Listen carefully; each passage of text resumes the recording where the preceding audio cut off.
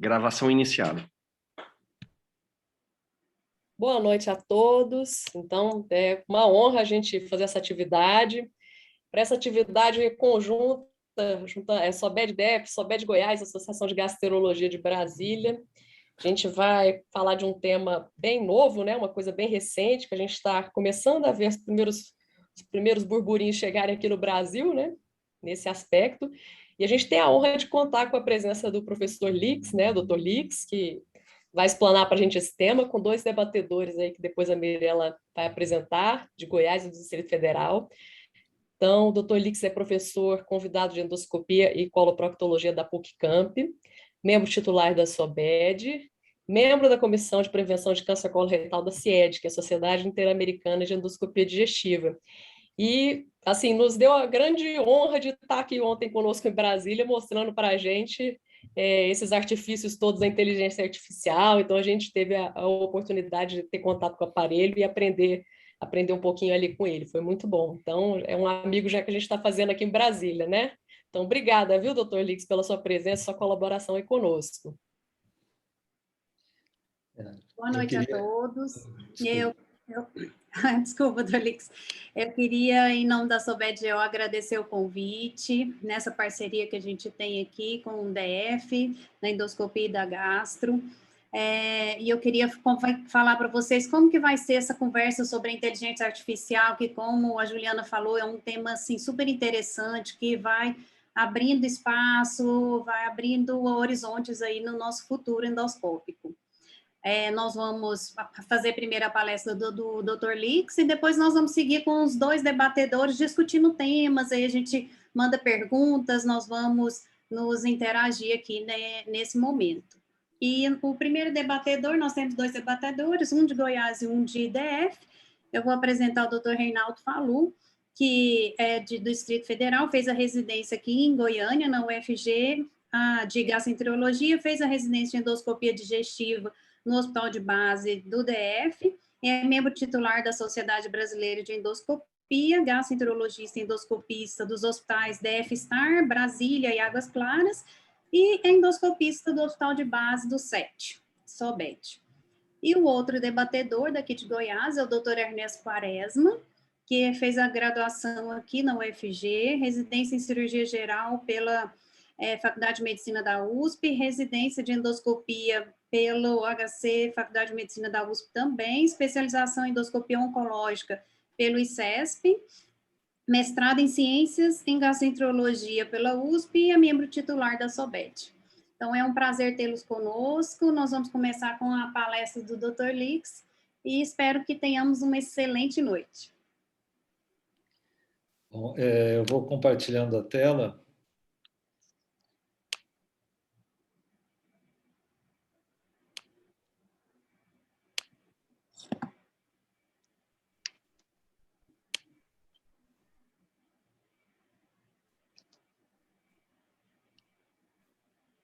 Vocês estão vendo? Eu não estou vendo a minha tela.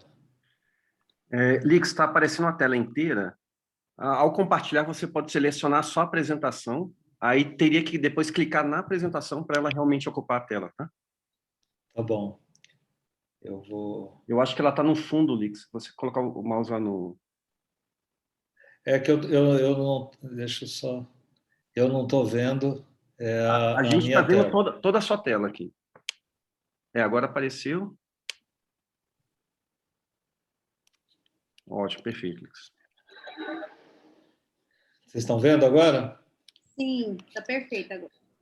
Bom, então eu queria primeiro agradecer o convite, né? Realmente, ontem foi um dia fantástico para mim. Aí a gente fez um bate-volta aí em Brasília e fui tão bem recebido que eu quero voltar.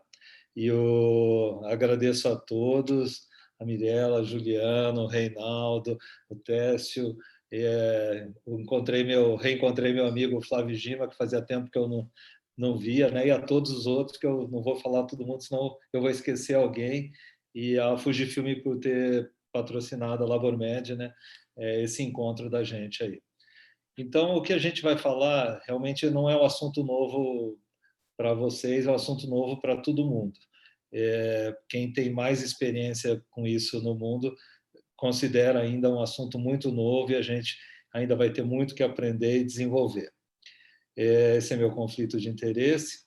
Então, a evolução da endoscopia levou, né, primeiro a imagem avançada na colonoscopia. O que é a imagem avançada na colonoscopia?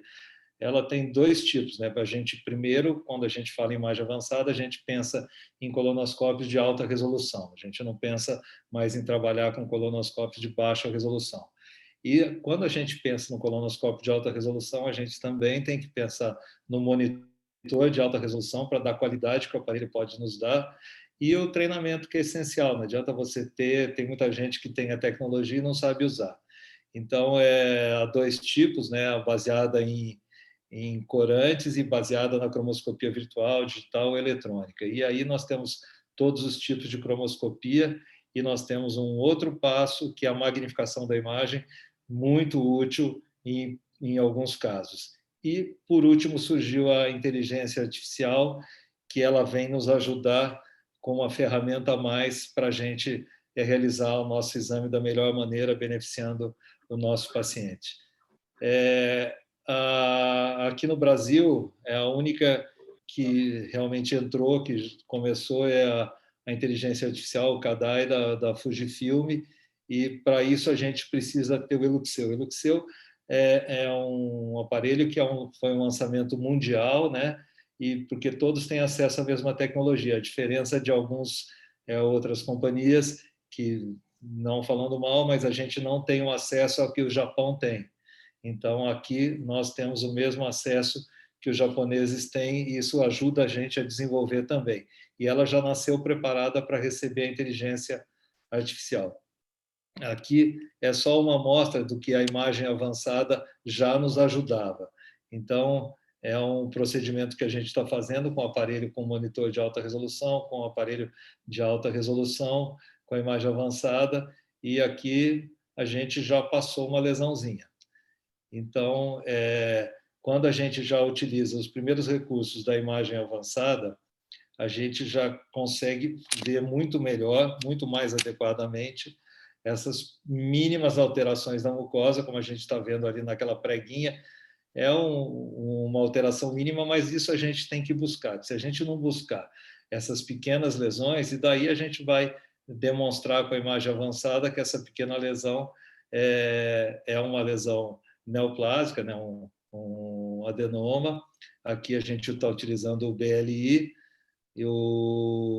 mostrando uma lesão com bastante vaso, com esse network de vasos, mostrando que é uma lesão adenomatosa.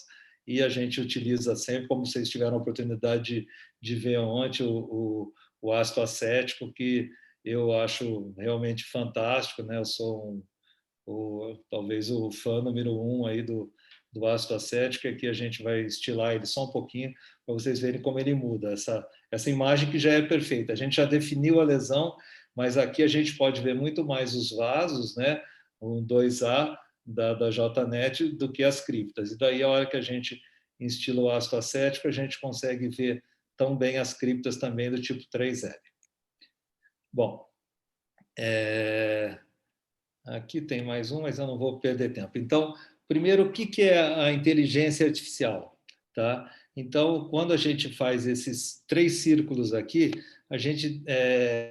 a inteligência artificial, na realidade, é uma coisa que abrange bastante coisa. Então, a inteligência artificial serve para tudo. Então, por exemplo, para você, o paciente, para saber daqui quanto tempo ele pode voltar para uma colonoscopia, a gente já tem módulos de inteligência artificial que você coloca todos os seus dados, se você tem antecedente familiar, se você não tem, quando que você fez sua colonoscopia, o que deu, se você nunca fez, que idade você tem, e ela vai te dizer daqui quanto tempo você deve fazer uma colonoscopia. Isso é uma forma de inteligência artificial. Lógico que mais, vamos dizer assim, mais simples. Então, e depois nós restringimos isso para o chamado machine learning, que é um conjunto de detecção de padrões, né, de covariáveis pré-definidas, né, por dados brutos que a gente coloca na máquina, e daí eles vão te dar um resultado.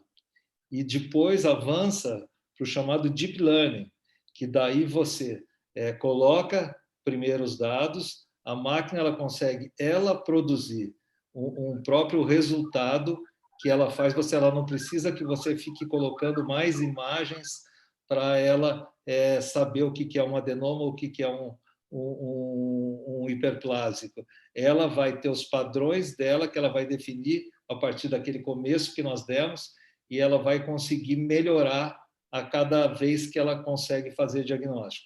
Então, esse é o chamado Deep Learning. Então, mais ou menos é isso daqui, a gente coloca elas na máquina, na machine learning, você tem um algoritmo preditivo, daí você vai pôr os dados e ela vai te dar as lesões.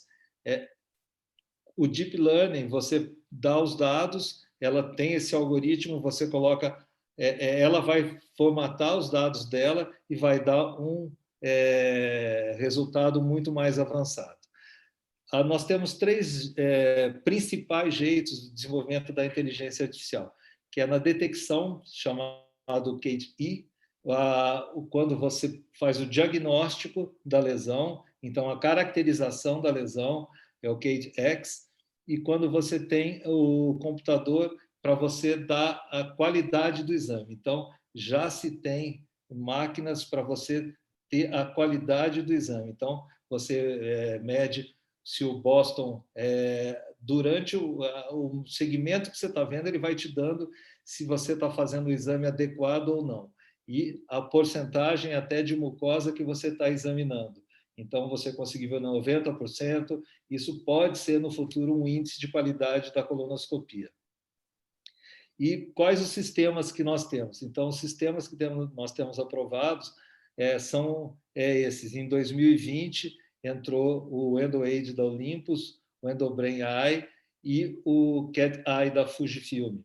Então, isso foi aprovado aqui, ela foi aprovada no Japão e foi aprovado na União Europeia.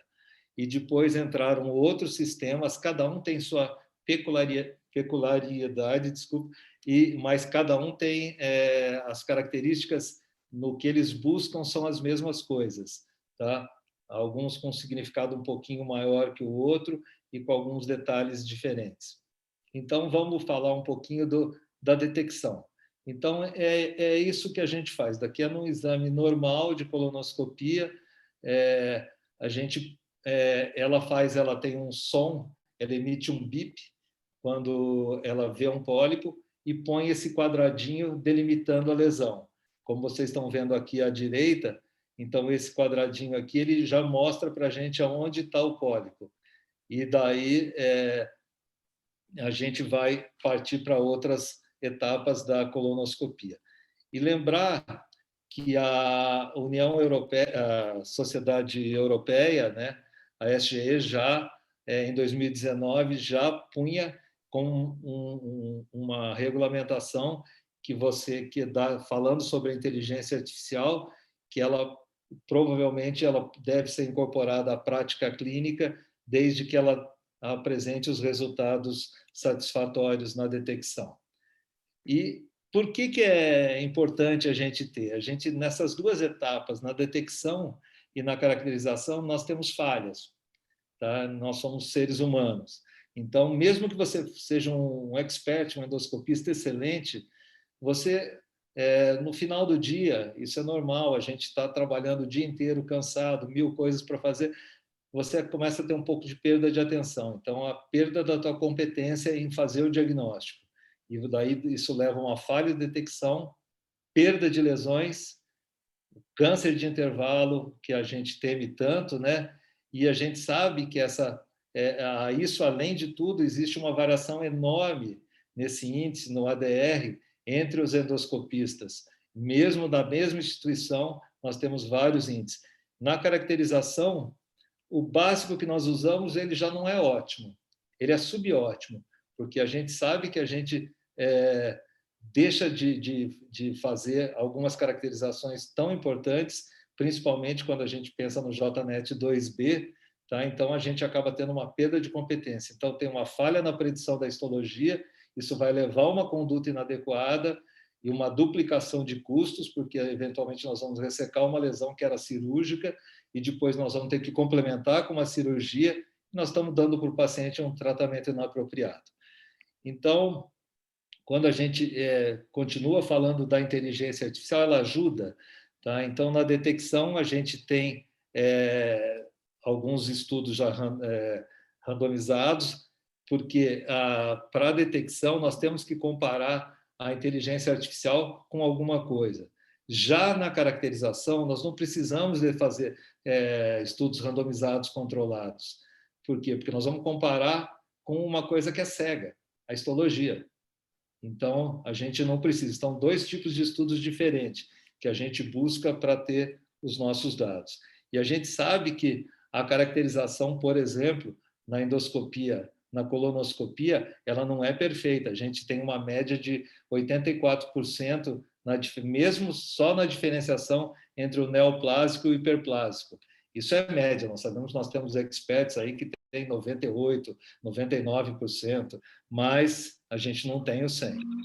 E aqui, mostrando que aqui são duas lesões, isso o Camba mostrou numa apresentação dele, no trabalho dele, mostrando que aqui são dois casos que nós não detectamos a lesão foi detectada pela inteligência artificial.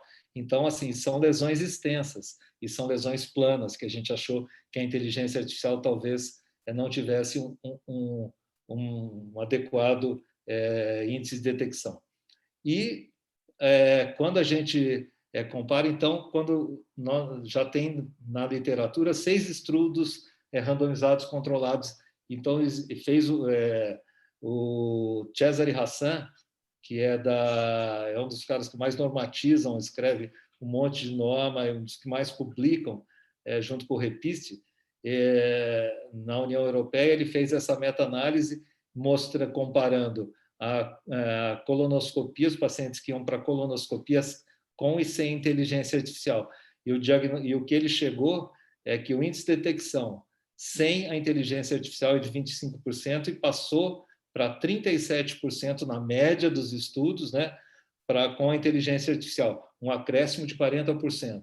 Então, mas será que ela também mostra, porque uma das preocupações da gente é o adenoma avançado, às vezes o pólipo pequeno não é tanta preocupação da gente perder, mas também, então, ela mostrou, nesse estudo do Hassan, que também nos adenomas avançados ela tem um índice favorável ao uso da inteligência artificial. E aqui usando um outro equipamento, Gênios, mostrando também as mesmas porcentagens, que mesmo nos adenomas avançados, adenomas pequenos, a gente tem favorável à inteligência artificial em relação à média dos colonoscopistas. Mas daí nós vamos começar a ter problema, porque se a gente vai detectar mais pólipos, vão ter mais polipectomias. O custo vai aumentar. E aqui, mostrando que então a gente detecta, vai tirar mais lesão, o custo aumenta. E quando a gente pensa do outro lado, ela vai prevenir mais câncer.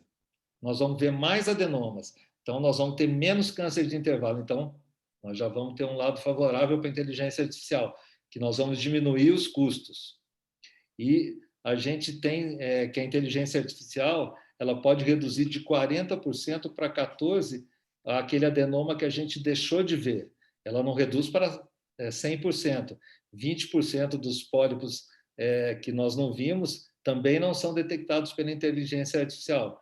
Às vezes a gente tem que associar outros recursos.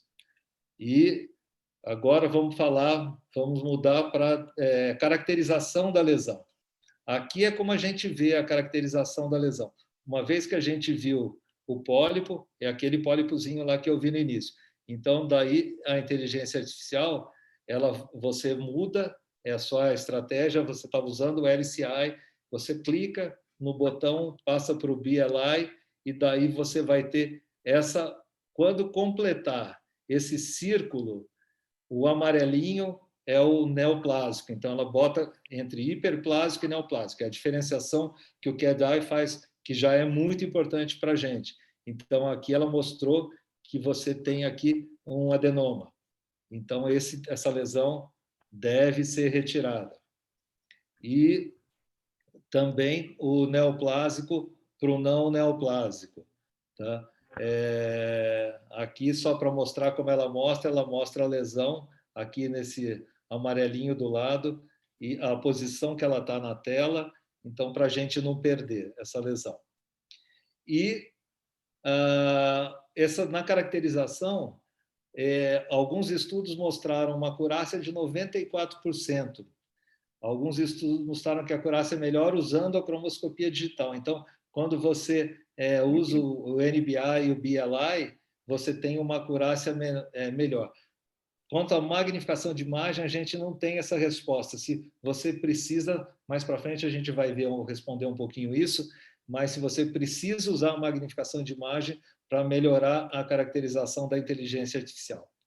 Mas daí a gente começa com os problemas na caracterização. Por quê? Porque a maioria dos estudos que a gente tem, o N é muito pequenininho. Então, a gente não tem 100 pacientes em cada estudo. A gente só tem um estudo maior aqui, mas é com a endocitoscopia. Então, assim, aí melhora mesmo, né? Então, e é um recurso a mais ainda. Você imagina se a gente tivesse que fazer a endocitoscopia para todos os pacientes. Então, é uma coisa inviável. Então, a gente não tem essa resposta ainda da caracterização. E é o que a gente viu, a gente mostrou ontem para vocês lá, que a caracterização ainda ela deve alguma coisa para a gente. E, então, quando o QDI é associado à endocitoscopia, já mostrou que ele melhora e muito, né? Isso o Mori aqui, o Mori é um dos que mais publica, né, do grupo do CUDO, sobre inteligência artificial. Eu acho que hoje em dia é quem mais sabe sobre inteligência artificial. Então, quando você associa agora a caracterização, você vai ter menos polipectomia. Se você tiver uma caracterização adequada, porque nós não vamos tirar hiperplásico mais. Então, nós vamos conseguir uma diferenciação boa, mais do que os 84% que a gente tem. Mas, resumindo nessa primeira parte aqui, o endoscopista ele é subótimo, tanto na detecção quanto na caracterização. E a performance da inteligência artificial ela é excepcional na caracterização. E a incorporação na prática clínica não é para amanhã, ela é imediata para a detecção. Mas para a caracterização ainda tem muita pergunta para ser respondida, e nós vamos falar um pouquinho delas. Quanto ao screening do câncer coloretal, nós não temos nada. Então, assim, se ela ajuda na prática clínica, você fazendo screening do câncer coloretal. Então, a gente só tem algumas publicações com uma subanálise. A gente não sabe nada, nós não temos essa resposta aqui. Está agora um estudo que está começando a ser realizado, mas a gente vai ter essa resposta daqui a uns 10 anos. E o que estaria fazendo de uma abordagem policial. Tem uma voz aí. E então ela pode, sem dúvida nenhuma, melhorar o nosso intervalo de segmento, porque você vai conseguir ver melhor, você vai conseguir detectar mais pólipos, então provavelmente nós vamos passar esse intervalo de segmento. E o custo? Tá? Então, isso daqui é um modelo matemático, né, que o Hassan e o Mori fizeram, então, comparando com todos o que a inteligência artificial pode produzir no screening entre pacientes de 50 a 80 anos e o que ela pode custar. E daí eles viram que existe uma diferença a favor da inteligência artificial de $57 por paciente, que se pensar em população é uma coisa importante, é alguma coisa. Tá? Isso ainda isso é um modelo matemático, isso não é uma coisa provada. Então, o que a gente tem ainda são esses gaps, né, de não saber a performance no screening do câncer coloretal.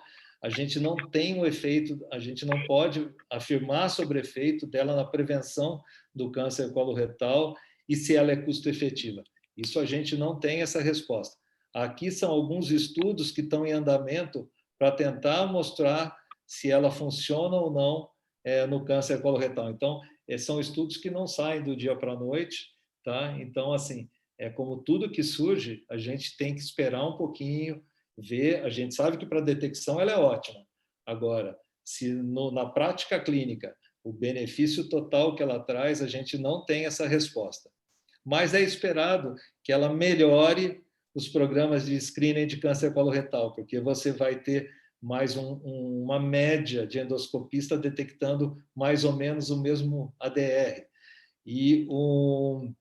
Mas a gente precisa de uma evidência, desculpa, de melhor qualidade para afirmar isso. E na diferenciação ela pode falar se o câncer é invasivo da submucosa ou não, tá? Aqui a gente teve um primeiro estudo, né, mostrando comparando a acurácia do NBI, da luz branca, com a da inteligência artificial. Ainda não é o ideal, tá? É lógico que se comparar ela com pessoas que são muito iniciantes, ela é melhor. Então, talvez ela possa trazer um pouquinho essas pessoas que estão começando para um nível um pouco melhor do diagnóstico de invasão da submucosa, da profundidade de invasão.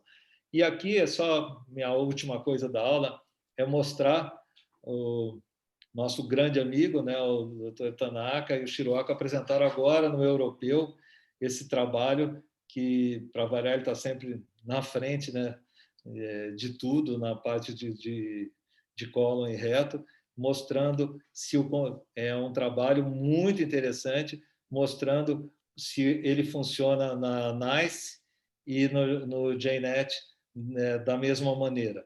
Então, ele fez esse estudo mostrando que na NICE a gente tem uma sensibilidade muito boa no tipo 1, um pouco menor no tipo 2 e menor no tipo 3, mas tem uma especificidade muito boa no tipo 1, média no tipo 2, que é o que a gente tem em nós humanos, né?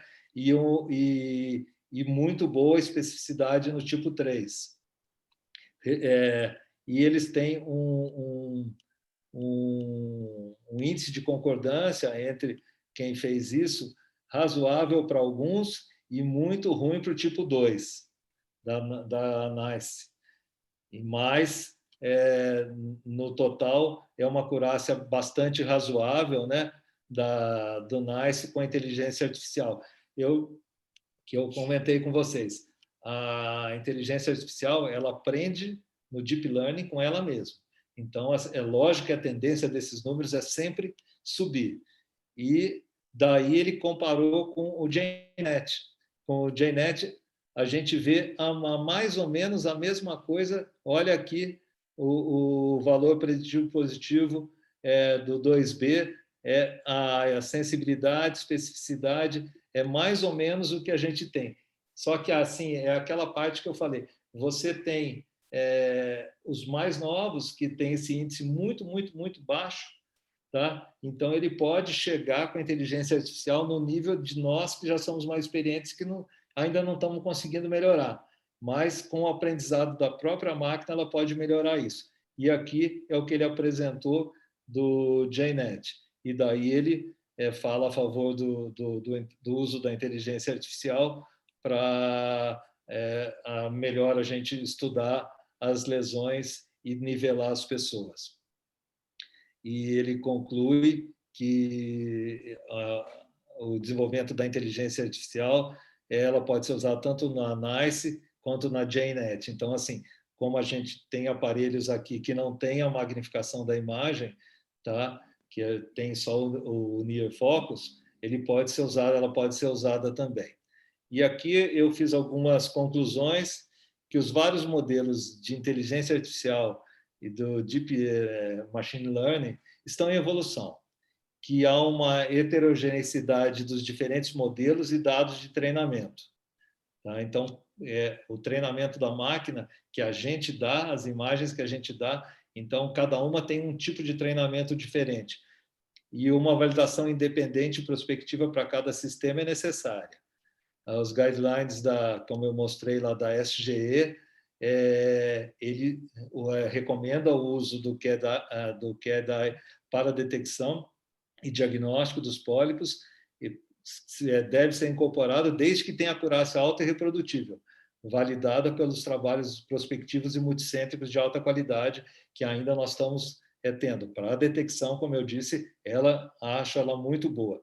Mas não se sabe os resultados a longo prazo. Se ela muda o câncer pós-colonoscopia, então, se ela pode aumentar o intervalo entre colonoscopias, diminuir, nós não temos essas respostas. E a responsabilidade? Ela faz uma detecção de uma lesão, diz que ela é invasiva, da submucosa profunda. Você manda para a cirurgia, era uma lesão que estava intramucosa. E daí? Quem que é o responsável por ter operado esse doente? A máquina? Não, né? Provavelmente nós, como endocrinólogos, sendo responsável. E o pagamento disso? Nós precisamos, toda vez que cria uma nova tecnologia, nós temos que pensar também que nós estamos trabalhando com uma nova tecnologia, estamos aprendendo e a gente precisa ter esse reembolso. Por isso que o americano é muito mais reticente para colocar isso em prática do que os outros países. E queria agradecer a atenção e vamos conversar um pouquinho. Muito bom, parabéns, Tolix, pela apresentação. Eu acho que agora a gente tem um tempo aí para as perguntas, né? Eu vou passar a palavra, então, para os dois debatedores que vão coordenar essa discussão, Dr. Reinaldo Falú, de Brasília, e Dr. Ernesto Mendonça, de Goiânia. Reinaldo e Ernesto, é com vocês agora. Tchau, doutor Júlio. Pessoal, só para a gente já ir aproveitando o tempo, quem quiser mandar pergunta, pode escrever aqui no chat, né, que a gente vai começando, né. Dr. Lix, primeiro eu agradecer aí pela aula, trouxe todos os aspectos aí que a gente precisava ouvir, né, baseado também na literatura e tudo que está sendo ainda muito estudado, né, muito interessante, né. Eu achei, assim, que o ponto que eu considerei mais interessante da aula assim, para essa visão global, né, e aí eu queria já começar a discussão nesse ponto, né. É um dos primeiros slides que o senhor colocou, ali todos os recursos que o colonoscopista tem em mãos para poder trabalhar, né, a cromoscopia tradicional, a cromoscopia óptica e agora a inteligência artificial como algo a mais, né. Então, eu vejo muito nesse sentido, né, porque às vezes essas novas tecnologias, quando elas chegam, e principalmente quando a gente se coloca diante delas, fica parecendo que é uma coisa que vai resolver todos os nossos problemas, né?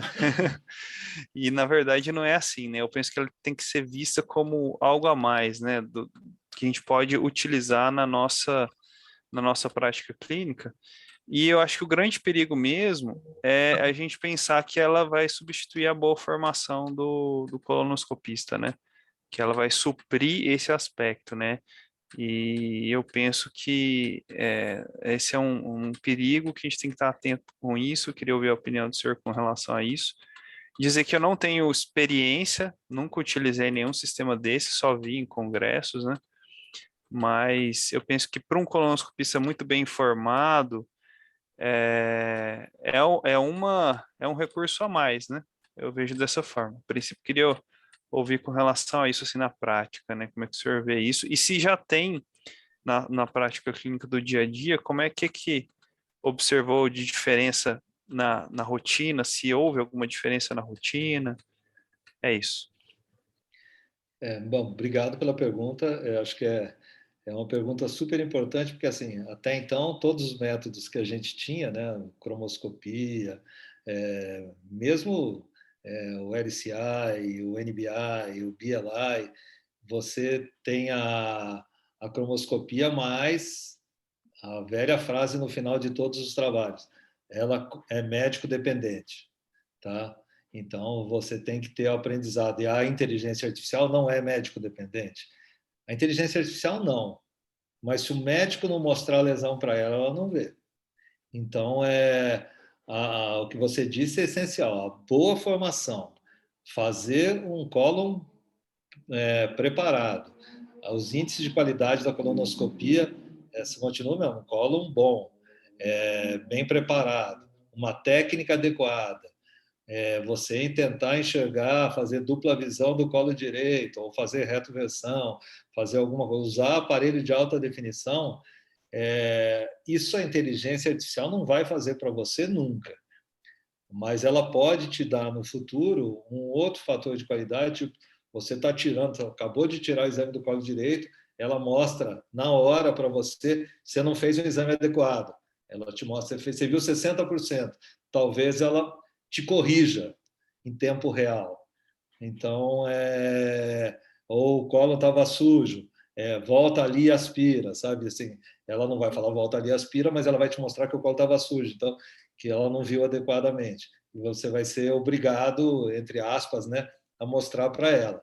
Então, talvez ela ajude isso, mas sem dúvida, todo aprendizado antes não é o mais importante de tudo. Os índices de qualidade que a ESGE, lá, através do Kaminsky, publicou, e continua valendo. Aquilo é o principal. As outras ferramentas que a gente tem, elas são excelentes. E tem um outro fator que eu gosto sempre de falar. Toda vez que surge uma nova... O NBI, quando surgiu, ele era ótimo para aumentar a detecção. Depois foi passando o tempo, não sei se a gente aprende com a tecnologia, depois volta para a luz branca, a gente enxerga a lesão que talvez a gente não visse sem um treinamento, mas depois começa a não ficar tão bom. Começa a ter o mesmo resultado que a luz branca. Com o LCI, experiência pessoal. Quando ele surgiu aqui, a minha média era mais ou menos 48, foi para 58, só que assim, depois de um tempo, eu vou apresentar esse trabalho, a gente viu que com a luz branca e com o LCI não tem mais diferença estatística. Então, assim, é bom, mas talvez sejam ótimas tecnologias para treinar a gente. Eu acho que assim, o exame bem feito ainda é a coisa mais adequada. Essas ferramentas são boas, mas elas servem muito para aprendizado. Dr. Lix, mais uma vez, parabéns pela palestra, obrigado pelo aprendizado, tanto na prática ontem quanto agora, na teoria. Como você falou bem no começo, não adianta nada estar de posse de uma tecnologia sem um treinamento adequado. Tudo que está sendo dito aqui só reforça esse conceito. Eu acredito que recursos como a inteligência artificial, que, assim como a Ernesto comentou, vieram para somar, para ser mais um recurso, acabam interferindo indiretamente numa tentativa de melhora pessoal dos seus índices, em trazer uma melhor qualidade, uma colonoscopia de alta qualidade, e isso também, além da detecção e da caracterização, que já são uma realidade, os critérios de qualidade em colonoscopia muito provavelmente vão ser atrelados a novas tecnologias envolvendo a inteligência artificial. E isso, no futuro, pode facilitar a vida do endoscopista e, mais do que isso, melhorar os seus índices. E o objetivo final é sempre melhorar a detecção de câncer e reduzir mortalidade. Eu gostaria já de começar a ler uma pergunta, nós já temos perguntas aqui no chat, se não se importarem. A Maria Ferreira está perguntando: quais os problemas apresentados pela inteligência artificial na detecção e o que interfere na sua melhor acurácia? Cida, obrigado pela pergunta.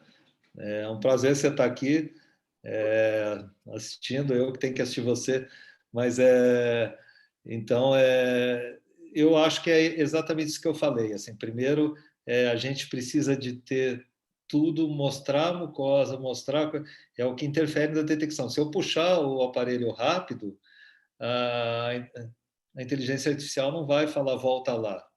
Então, você tem que expor a mucosa. Quanto mais você expuser a mucosa para a inteligência artificial, ela vai te ajudar. Então, o colo sujo, ela também não vê, não enxerga debaixo de fezes. Então, é tudo isso que pode mudar a performance da inteligência artificial. Mas eu gosto sempre de falar também, eu até botei no post, que é uma coisa muito que a gente tem mesmo. Essas coisas são muito pragmáticas, mas a gente tem que ter os pés no presente, mas o olho no futuro, porque ela vem.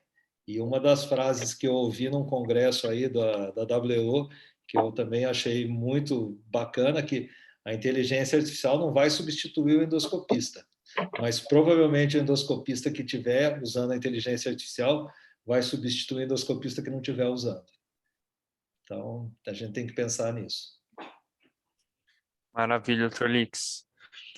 Tem uma pergunta aqui, uma segunda pergunta, que ela não é diretamente, mas eu acho que é interessante o senhor comentar, porque o senhor realmente é um entusiasta aí do ácido acético, né? A Ana Maria Mendonça trouxe aqui, ó, sempre reservei o ácido acético para esôfago, no colo ou não. Poderia falar sobre? Usaria só nas mega máquinas ou tem ganho na luz branca convencional? E eu queria acrescentar um aspecto, Dr. Lix. Na minha prática do dia a dia, eu observo que quando eu jogo ácido acético no colo, estimula muito a contração do colo. Não sei se você também observa isso. Mesmo usando o Buscopan. Então, é uma coisa que às vezes eu deixo de usar em algumas situações por conta disso. Obrigado. Assim, eu sou mesmo fã do ácido acético, né? Até o Dr. Paulo Correia, do Sírio-Libanês, disse que eu gosto de temperar as lesões, né? Mas com vinagre, mas é porque, assim, ele realmente ele salienta muito, ele demacia, né? A lesão ali e limpa o muco. Então, assim, você vê a lesão muito bem. O ácido acético tem que ser usado pontualmente. Então, na lesão. Se você injetar uma quantidade grande, você vai ter esse efeito mesmo, do colo contrair mais. Tá? Mas se você usar pontual na lesão, eu não vejo tanto esse problema assim no meu dia a dia, não. E agora, respondendo a pergunta, assim, eu tenho usado para todas as lesões, não é só para lesão que eu tenho, mesmo no reto, eu estou na dúvida, ela está mais vermelhinha e não está tão branquinha, eu jogo um ácido acético, aquilo mostra os pits do CUDO 2 assim, de uma coisa mais linda do mundo, fica aquela estrela mesmo, né? Então, eu uso para o serrilhado, então, com luz branca, não precisa botar coloração, você vai delinear os limites do serrilhado de uma maneira muito boa e para ressecção também. E eu faço muito assim, eu faço a ressecção do serrilhado e reinjeto na área de ressecção para ver se na borda ficou alguma criptazinha serrilhada ainda. Então, eu acho assim, muito bom o ácido acético, mesmo com a luz branca. Felix, eu tenho uma pergunta também, aí, na verdade até uma dúvida. O senhor trouxe um trabalho muito interessante mostrando ganho na taxa de detecção de adenomas, principalmente de adenomas avançados, principalmente não, perdão, principalmente de lesões muito pequenas, mas também com um ganho em detecção de lesões avançadas. Ontem o senhor deu uma pincelada a respeito, mas eu gostaria de ouvi-lo novamente. O senhor acha que o colonoscopista que já tem uma taxa de detecção alta, maior que 50%, esse ganho provavelmente se dá através da detecção de lesões de 2, 3 milímetros. Isso pode impactar em melhora, em redução de câncer de intervalo, melhora de mortalidade? Eu te respondo, obrigado pela pergunta, mas pode, mas assim, a gente não tem mesmo essa resposta ainda, tá? Se você usar um sistema lógico, mas não é assim que funciona.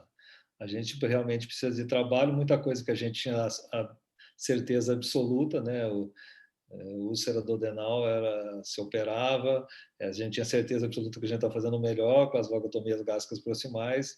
Então, assim, tudo que a gente tem, a gente precisa de trabalho, a gente precisa de estudo. Então, é uma resposta que ainda forçar alguma barra te dar essa resposta. Eu acho que a gente não tem, a gente tem que esperar um pouco mais para poder ter essa resposta. A Juliana levantou a mão ali. Quer fazer pergunta, Juliana? Deixa eu fazer só uma perguntinha. Lix, na sua prática, quando você vê uma lesão com padrão de cripta típico de hiperplásico em cólon esquerdo, como é que fica essa parte legal? Resseca e descarta? Não resseca, lauda? Explica para o paciente que tinha uma lesão que realmente era hiperplásico e deixa? Como é que você faz isso na sua prática diária? Então, eu acho que eu comentei até com alguém aí ontem, eu não descrevo como um pólipo hiperplásico, né? Eu descrevo como áreas de hiperplasia. Então, o meu diagnóstico final fica áreas de hiperplasia no descendente, sigmoide, reto, porque já dá uma conotação para o cara, primeiro, não ficar repetindo o exame. Tá? E outra coisa que, assim, porque a gente sabe que não tem significado nenhum, né? Se a lesão é pequenininha, não tem nada. Mas, assim, eu acho que a gente tem que ficar um pouquinho só atento, porque existem algumas lesões que é o adenoma serrilhado tradicional, né? Que, assim, às vezes ele parece uma lesãozinha hiperplásica quando ele é muito pequenininho, e se você estudar um pouquinho melhor essa lesão, daí você vai ver que ela tem algumas criptas que são diferentes do tipo 2 de Kudo. Então, daí vale a pena. Eu acho que toda lesão, independente do tamanho, você tem que estudar para você deixar ou não. E para você deixar ou não, você tem que ter uma confiabilidade no seu diagnóstico alta. E daí você precisa de algum recurso, tá? Ou cromoscopia com índico-caminho, ou alguma coisa para você chegar perto dos 90% aí. Eu queria já agradecer a presença. Eu vi que o professor Eduardo Moura levantou a mão. Se o senhor quiser fazer alguma pergunta, professor. Primeiro, eu queria parabenizar vocês por esse evento, que é um evento maravilhoso, ainda mais com uma pessoa com conhecimento que tem o Lix. E aí eu queria aproveitar para perguntar para o Lix, na experiência dele com o CADI, se você está usando também algum mucolítico ou alguma coisa a mais, ou é só o preparo convencional? Ou você utiliza de mais algum artefato para tentar melhorar ainda mais a qualidade da limpeza do colo, Lix?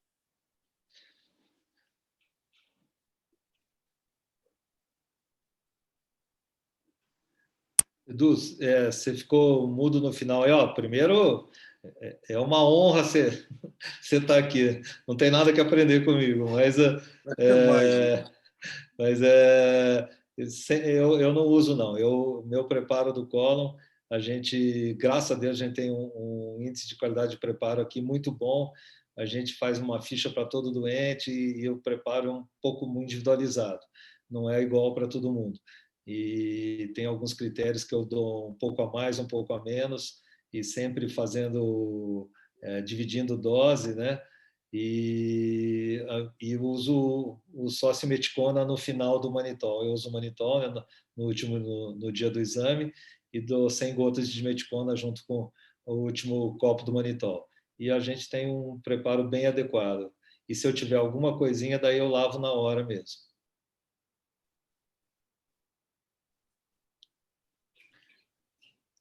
Professor Lick, outra pergunta aqui, ó.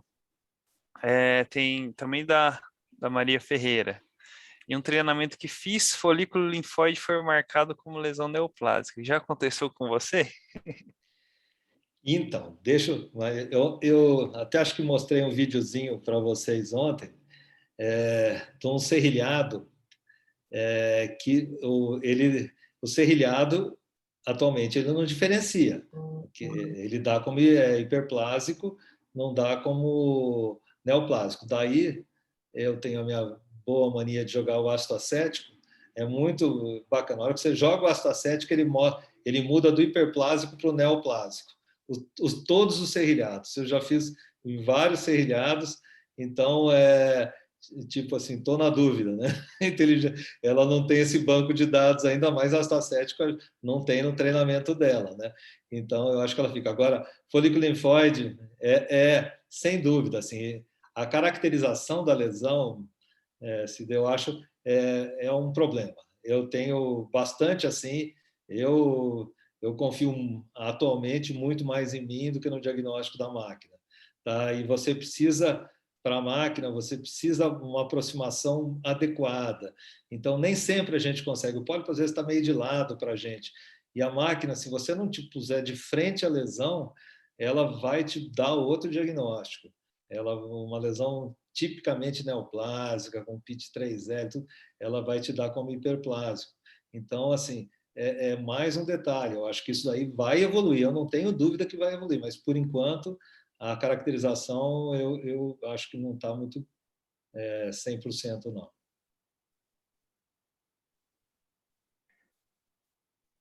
Lix, eu queria extrapolar um pouquinho, eu sei que a gente está falando da aplicabilidade aí na colonoscopia, e quanto à endoscopia alta, tem alguma coisa já em andamento de inteligência artificial que você poderia comentar? Eu sei que já tem estudo para Barrett, mas alguma coisa até na detecção de lesões gástricas ou também a detecção de H. pylori, coisas nesse sentido? O senhor pode fazer algum comentário a respeito? Olha, eu diria assim, principalmente para H. pylori, né? Esse se tem uma coisa que quando não tem H. pylori, né? Que você tem as vênulas coletoras todas muito bonitinhas, aí você não precisa de inteligência artificial, você vai ter 100% de não H. pylori. Então, acho que é uma das poucas coisas em medicina que não é 99%, é 100%. Então, viu as vênulazinhas coletoras ali no corpo gástrico, esquece, não tem H. pylori.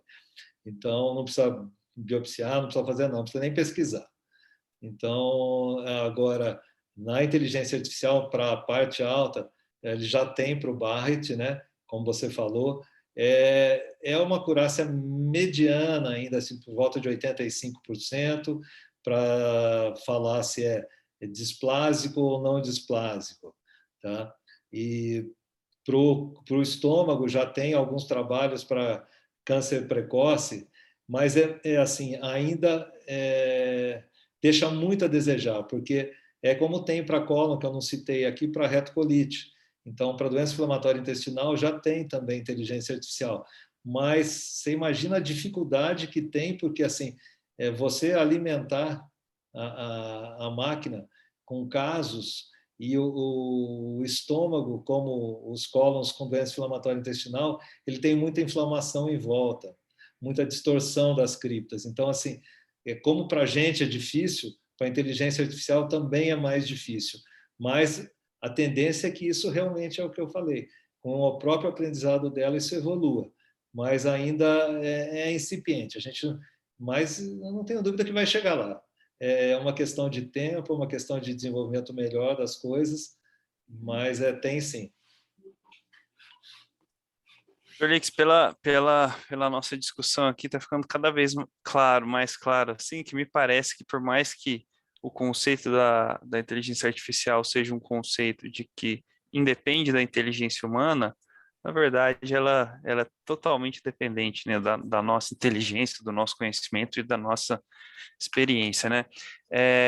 Eu vi que, assim, quando a gente vai ver os sistemas, existem aqueles sistemas específicos para detecção, os sistemas específicos para caracterização, tem uns que fazem só uma coisa, só fazem outra, tem essa também da questão do acesso à qualidade do exame, né? Na verdade, a gente está vivendo um momento aí da primeira geração, né? Então tem muito ainda para desenvolver para frente, né? Se a gente fosse pensar assim, qual que seria uma situação ideal mesmo, assim, da inteligência artificial, como o senhor mesmo falou, colocar uns olhos lá no futuro, né? Pensando nessa questão da colonoscopia, para o senhor, assim, a inteligência artificial seria realmente para essa aplicabilidade, para detecção, para caracterização, para tudo, para acesso? Qual que seria a sua situação ideal que você colocaria, assim, pensando no futuro, né? Essa pergunta não é boa, né? Ela é ótima. E é uma resposta difícil, né? Eu principalmente estou começando com o uso disso e assim estudando, né? Surgiram N trabalhos agora na inteligência artificial, mas a maioria ainda já botando os protocolos de pesquisa, fazendo o desenho dos protocolos. Eu acho assim que ela vai entrar em todos os lados, tá? Ela vai tanto na alta quanto na baixa. Já tem inteligência artificial, por exemplo, para um negócio que é muito difícil quando você não pode, né? Por exemplo, ter o patologista em sala para ultrassom endoscópico. Então, você faz uma retirada lá com a agulha, daí você vai ler do FNA lá o resultado, você precisa do patologista, às vezes, para uma conduta ali, e você não tem o patologista na sala, e o patologista também tem patologista e patologista, como tem endoscopista e endoscopista. Então, eu acho que ela vai entrar também nesse campo, ela já está nesse campo, na realidade, né? No último DDW, eu até estava numa mesa lá que eu tive que analisar isso, mostrando de biópsias por ultrassom, não sei o que lá, porque eu tinha que fazer uma seleção de trabalhos, então já tem um monte de coisa nas outras áreas. Então, assim, eu acho que ela vai entrar em todos os campos e o real benefício disso daí, o custo-benefício, na realidade, nós vamos ter que esperar para ver.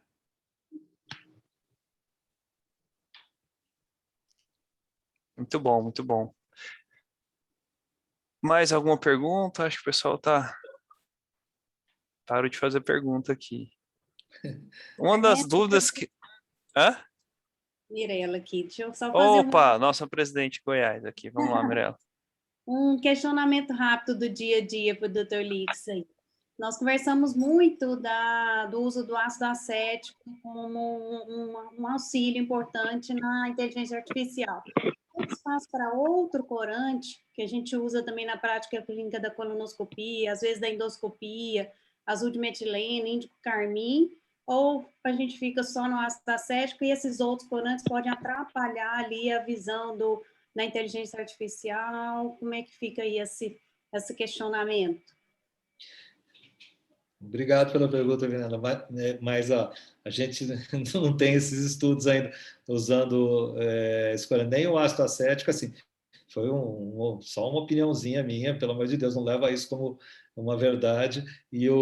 Mas não tem trabalho com outros corantes, se melhora o resultado da inteligência ou não, nem o índigo, nem o azul, nem o cristal violet lá. Então, assim, se você alimentar, né, a primeira alimentação de banco de dados com esses corantes para ela e ela aprender isso, talvez ela te dê uma resposta, mas eu não tenho essas respostas, não.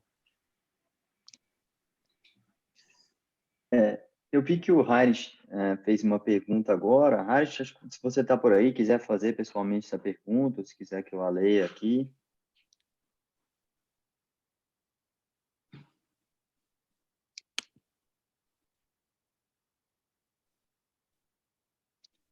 Pode ler, Bom, falou. vou dar uma lidinha aqui, então. Ele comenta, considerando que o conceito da inteligência envolve aprendizado, as máquinas com essa tecnologia serão interligadas com outras máquinas ao redor do mundo para compartilhar dados e maximizar o aprendizado? Nesse aspecto, existe alguma discussão das sociedades médicas em relação à segurança de dados por conta da Lei Geral de Proteção de Dados? E depois tem outra, a gente pode seguir a seguir. Obrigado, Randy. Puxa vida. Falando de patologia, né? Pelo amor de Deus, o papo aí. Não, então, Lix, assim, só para ficar claro a questão da pergunta, é porque eu fico pensando assim, uma coisa é você ter um algoritmo pré-gravado lá na máquina, que ela só vai reconhecer as lesões já com os contextos informados anteriormente, né? Mas inteligência artificial seria a máquina vai aprendendo com os casos, né? Só que você tem uma máquina, você vê lá 1000 casos por ano, ele vai aprender com aqueles 1000 casos. Mas se as máquinas forem todas interligadas, mundo inteiro, então são centenas de milhares, né, de lesões, dados. Se isso fosse compartilhado, né, por internet, isso ia, assim, maximizar muito o aprendizado. Mas, por outro lado, você está compartilhando dados dos seus pacientes, né? Sim. Como é que seria essa questão aí dessa segurança de dados, né? Então, obrigado pela pergunta. Assim, na realidade, quando eu já botei, acho que começa com o mais simples, com a caracterização lá, tem um monte de coisa, porque a caracterização não está tão forte ainda. Porque assim, a gente tem problemas legais já na caracterização muito importantes, assim, que são realmente o risco da máquina te dar um resultado, você fazer uma conduta inadequada então assim, quem é o dono da responsabilidade? nesse dado. Agora, o compartilhamento de dados, que hoje em dia a gente está com essa coisa que você não pode nem chamar o paciente pelo nome, você tem que chamar por um número que ele pega na recepção, porque você não pode expor o paciente. Nem isso você vai poder mais fazer. Então, nós estamos naquele negócio que ninguém sabe ainda como agir. Eu acredito que talvez um compartilhamento anônimo, né, que todo paciente que entra assine, o negócio é como nós estamos, a gente envia para o patologista, né? Quando eu mando os dados dele para o patologista, eu tenho que ele teria que concordar que eu mande para o patologista dados dele. Então, assim, que o patologista tenha acesso a um pedaço dele. Então, a gente ainda está muito não sabendo o que fazer com essas situações, mas, sem dúvida, foi um fator, não sei se protetor ou complicador, para a gente, bem importante. Viu? Lix, a outra questão, foi um ponto aí que você colocou na sua aula da comparação, né, do diagnóstico endoscópico com o diagnóstico patológico, né? Isso, acho que funciona para o aprendizado não só da máquina, mas, claro, do próprio endoscopista, né? Então, o ponto que eu fico pensando assim, a gente recebe pedido médico, em geral, tá? Em geral, é muito sucinto, né? Só tá lá, lesão, pólipo, né? Não tem maiores informações, né? Então, qual que é a sua sugestão, assim, de qual nomenclatura utilizar para o padrão de CRIPA, sei lá, JNET, alguma coisa assim? E o outro lado, né? Como é que essa informação histopatológica ela pode voltar? Tem como inserir na máquina esse diagnóstico para a máquina ir aprendendo? O que você vê ou sugere em relação a isso? Só faz pergunta difícil, né? Mas não, assim, o aprendizado da gente é esse mesmo. Eu acho que quem não rever, primeiro assim, a tua patologia está deixando de aprender muito, muito. Você tem a obrigação de pegar e assim e abrir a imagem que você tem daquela lesão. Se, poxa, veio isso, vai lá e olha de novo a lesão. É só assim que a gente aprende. Tá? Esse é o maior aprendizado que o endoscopista pode ter, e esse contato. Então, o que eu procuro fazer eu passo as classificações endoscópicas para o patologista, que dá os meus laudos, tá? E ele passa o jeito que ele manda o laudo. Daí eu pego, por exemplo, um laudo que você manda, que é mais completo, e falo assim, puxa, eu queria o laudo assim. E daí a gente vai melhorando os dois. Agora, para a máquina, não tenho nem ideia. Nem ideia. Tá, de Não, como que a gente só pode refletindo, né? Porque é algo muito novo, Sim. né? Então, acho que não se envolve muita Esse é um reflexão, questionamento né? interessante, né? Como é que esse sistema ele aprende, né? Eu não sei Exato. não sei se o senhor tem essa informação, Dr. Lix, mas eu imagino que seja, por exemplo, a Fuji fez lá pegou vários casos e alimentou um banco de dados e aí ele mandou para o mundo, né? Não deve ser algo que assim, ele deve continuar, sei lá, em algum lugar específico lá, ele continua fazendo isso e vai atualizando o sistema ao redor do mundo. Eu acho que não deve ter conexão instantânea, não, né, Dr. Lix? Nos outros. Por exemplo, se eu tenho um Mas, aparelho Ernesto, aqui comigo, mas ele vai aprender ou ele vai só ser atualizado com o que vai ser alimentado no banco de dados central, né? Eu não sei dizer isso. Eu não sei pois é, se isso fica a conectado dúvida é na internet. exatamente essa, né? Porque se não. houvesse um compartilhamento de dados, nosso ritmo de aprendizado seria incrível, né? Não, ele vai ser atualizado num negócio centralizado. E, assim, o que a gente fala do aprendizado da máquina que é a diferença do machine learning, né, do deep learning. O machine learning, você vai alimentando cada vez mais dados. Por exemplo, o CADAI, ele é um sistema que foi desenvolvido entre Ásia e Europa. Então, a alimentação deles é um negócio extremamente trabalhoso, tá? Extremamente trabalhoso. E daí, no Deep Learning, você pode ter máquina que só faz o Machine Learning, mas ela pode evoluir para o Deep Learning, tá? Então, daí ela dentro dela, ela tem aquelas... não sei como é que chama isso, as revoluções lá dela, que ela vai captar tudo aquilo e daí você vai pondo uma lesão diferente para ela.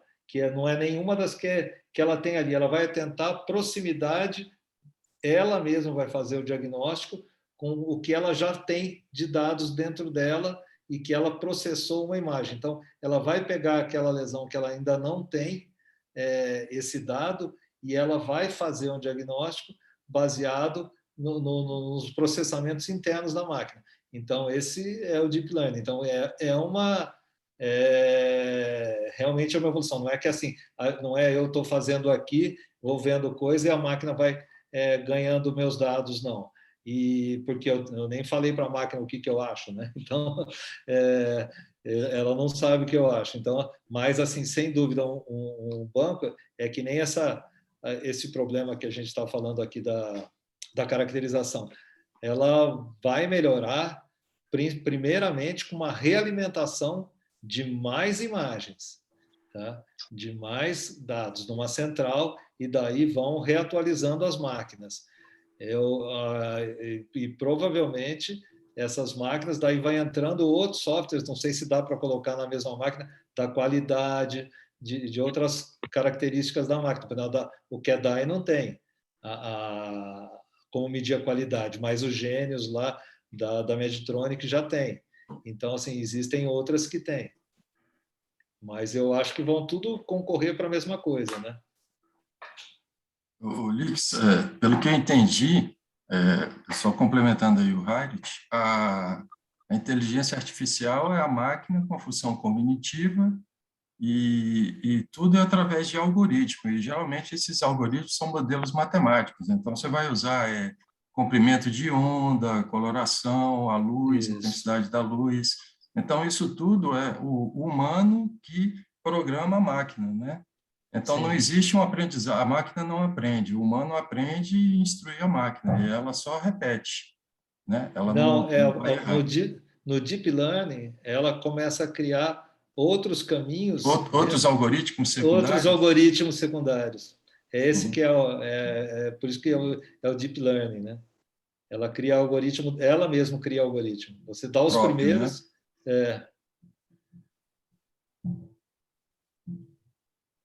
Né? A doutora Aparecida até cita aí que não tem volta, né? Quando a gente tem um primeiro contato teórico, a gente acha que é algo que está muito distante da nossa realidade. Quando você tem acesso a essa tecnologia, começa a desmistificar um pouco, acreditar que esse é um recurso a mais no futuro próximo, mas que realmente a chuva de publicações que tem acontecido vai aumentar a cada ano e a aplicabilidade disso prática, isso vai ser algo para agora. A questão é saber se isso vai ser custo efetivo e quando, né? Ainda mais quando a gente fala de Brasil, né? Sim. E lembrar que todos os estudos que a gente tem, aquele negócio, a gente tem que, por isso é que a gente tem que voltar aqui. Eu acho que, primeiro, assim, eu acho que as sociedades médicas, de uma forma geral, SOBED, a FDG, você tem que começar, porque assim, é uma tecnologia que, como diz a Cida, não tem volta. Então, assim, você tem que começar a criar núcleos já da inteligência artificial para estudar e para fazer modelos até de estudos nacionais, porque não adianta eu pegar um estudo de custo americano e tentar transferir para o Brasil. É impossível, não funciona. Não funciona. Então, a gente não adianta apresentar o custo lá e falar que é bom para a gente. Então, eu acho que as sociedades médicas elas já têm que criar núcleos, criar locais para estudar a inteligência artificial, discutir inteligência artificial, porque ela vem. Lix, só uma pergunta prática. Em relação à curva de aprendizado, qual foi a sua curva de aprendizado para você se familiarizar com essas novas ferramentas de inteligência artificial que estão disponíveis atualmente? Olha, aqui todo mundo é muito recente, Júlia.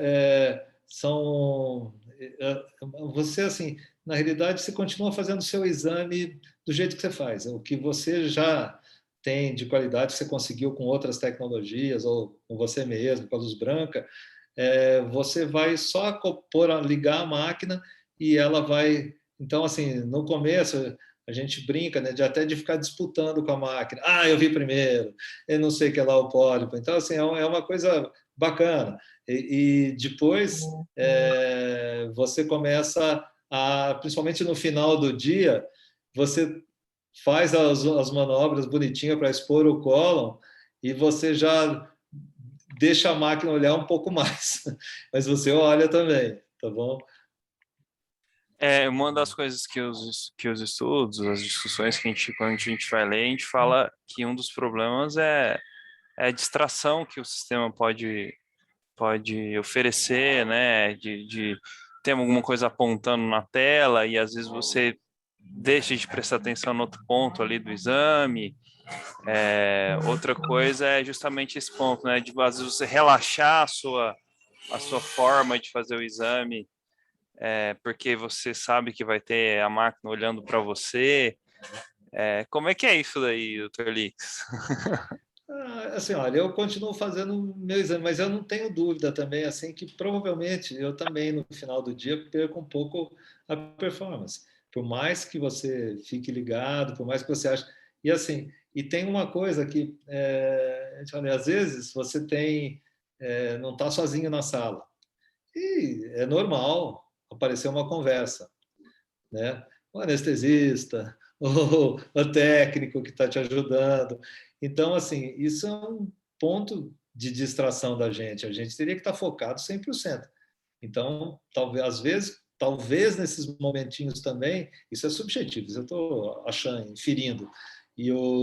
Mas talvez nessas horas aí a máquina continua, ela não tem conversa com ela, entendeu? Então, talvez nisso ela possa talvez explicar, porque mesmo para expert você detecta mais adenoma com a máquina.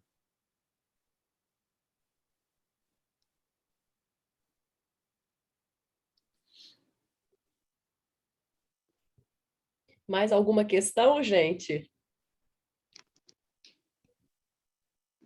Alguma pergunta? É um tema muito, muito novo para todo mundo, né? Sim. Acho que a cabeça fica uma confusão. Mas é muito, muito interessante mesmo. Bom, então, Heinrich, mais alguma pergunta difícil, Heinrich? Juliana. Juliana, não era para ser difícil, não, porque o tema é realmente interessantíssimo, e como a Aparecida falou, é uma realidade, né? A coisa vai ficar cada vez mais presente. Mas o que eu fico interessado, assim, como que vai ser essa retroalimentação, esse aprendizado, sabe? Juliana, pergunta não tenho, não, que eu não me sinto nem à altura de fazer pergunta, de ver tanta maravilha, certo? Eu que, parafraseando aqui o professor Silvio Pereira de Jesus, que dizia que começou a fazer endoscopia com um canudo de bambu com vagalume na ponta, né? E aí ver essa tecnologia, essas maravilhas avançando, e aí parece isso é obra de ficção, mas isso é cada vez mais maravilhoso, cada vez vai se fazer mais diagnóstico. Isso que o professor Lito falou agora há pouco aí, sobre aquela história que não precisa nem biopsiar para saber que não tem H. pylori no caso da endoscopia alta, né? Vai desempregar um pouco, diminuir a renda do rastro aí, mas é a maravilha que tem. E a gente só fica realmente, como dizia assim lá no Ceará, embasbacado com tanta boniteza, com tanta coisa, com tanta tecnologia, e com a sabedoria dos professores e a pertinência das perguntas e o interesse. Eu fiquei muito feliz de participar disso aqui também. Tá certo? Muito obrigado, era só isso. Não tem pergunta, mas não podia deixar de manifestar o meu maravilhamento com isso aí, tá bom? Eu sou o João e eu quero te falar sobre algo. Obrigada, doutor Machado. A Heinrich está sendo metralhada, hein? Você vai perder o emprego, hein, Heinrich? Posso fazer uma pergunta para deixar todo mundo desesperado? Ô, Lix, e aí, então você acha que vai chegar um dia que a inteligência artificial vai ser tão forte que com a cápsula já faz o diagnóstico, não precisa mais nem endoscopia? Então, você sabe que teve essa pergunta aí agora no europeu, e assim, você vê que a inteligência artificial ninguém falou dela na cápsula, né? Não tem. E tem, se você pegar o que tem de publicação de inteligência artificial, perto do que tem de publicação de cápsula, é muito pequenininha a inteligência artificial perto do que tem de publicação de cápsula. E ninguém falou, né, nisso daí, por algum motivo. Então, mas eu acho que não, porque assim é aquele negócio. Infelizmente, a gente precisa expor a mucosa. A cápsula ela melhorou bastante, mas para cólon ainda ela está muito longe de ser uma coisa ideal. Ela não insufla ar, então as lesões pequenininhas assim, para lesão deprimida, para essas coisas assim, a cápsula é muito ruim. Mas é aquele negócio, o futuro a gente não pode dizer, né? Não dá para prever o futuro hoje em dia do jeito que a evolução. Eu não sou tão velho, né? Eu sou velho, mas não sou tão velho. Eu comecei com um aparelho que era para cima e para baixo, direita e esquerda, e no olhinho. Então, assim, agora nós estamos nessa evolução, como o professor Machado falou. Coisa fantástica, todo mundo fica babando. Eu falei assim, você não vem para a clínica trabalhar, você vem para a clínica se divertir. Virou um grande hobby, né? Professor Eduardo? Então, eu ia fazer mais uma pergunta que eu fiquei pensando aqui com o Lix. Existe uma grande limitação em relação à inteligência artificial no fato de que, para você poder fazer uso dela, você tem que ter equipamentos de alta resolução.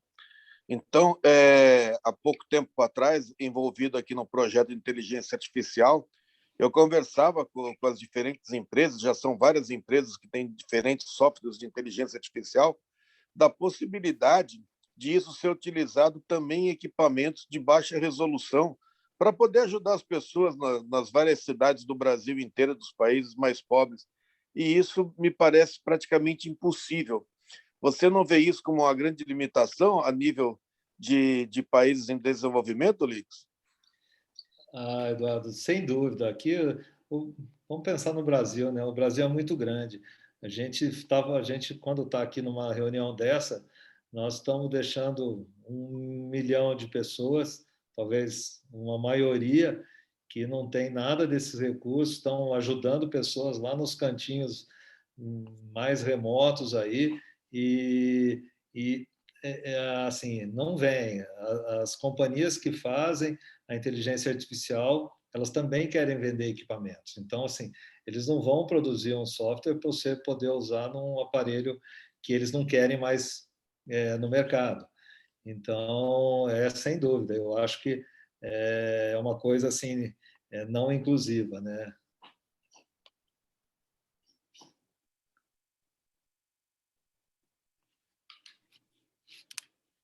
Bom, acho que não havendo mais nenhuma pergunta, vamos encerrar então, né? Eu queria agradecer em nome das 3 sociedades aqui envolvidas, né? A SOBED-DF, SOBED Goiás, a Associação de Gastro de Brasília. Agradecer primeiramente ao Dr. Lix pela participação, né? E abrilhantando esse evento aqui, a gente aprendeu bastante, viu? Agradeço muito mesmo, duplamente por ontem e por hoje, né? Em nome de todos. Ao doutor Ernesto, lá de Goiânia também, que já está a 2ª vez com a gente no evento conjugado aí, né, Ernesto? Obrigada, viu? E o Reinaldo também aqui de Brasília, que é a 2ª vez que participa conosco já no evento. Obrigada, Reinaldo, por todas as perguntas aí. Ao Heinrich aí, que cede sempre a plataforma para a gente, né? Nosso patologista, nosso personal patologista. Obrigada pelas perguntas também, viu, Heinrich? E a todos que participaram conosco aí. Espero que em breve a gente esteja juntos aí, nós estejamos juntos em outro evento. Obrigada a todos. É isso. A Mirella, se quiser dar alguma palavrinha, Mirella, para finalizar. Oi, Juliana. Não, eu vou seguir suas palavras. Eu quero agradecer cada um, os debatedores, doutor Lix, que foi, assim, uma pessoa espetacular. Agradecer pelo aprendizado de ontem, pelo aprendizado de hoje, a plateia, né? Nós tivemos um público grande aqui nesses eventos online e, assim, nós estamos muito satisfeitos com a aula, com o que aprendemos, com o futuro incerto, com o que ainda temos a aprender. E é isso daí, o evento, se alguém quiser falar mais alguma coisa, não sei se o Júlio quer falar. Só agradecer a todos aí, gente, boa noite, desejar a todos aí um excelente final de semana. Obrigado, gente, muito obrigado pelo convite, obrigado a todos mesmo, esperamos uma próxima oportunidade de estar junto. Um abraço aí. Obrigado. Valeu, gente. Um abraço, Boa noite, professor obrigado. Eduardo. Parabéns, Lix. Maravilha. Tchau. Tchau. Tchau, tchau. Valeu, gente.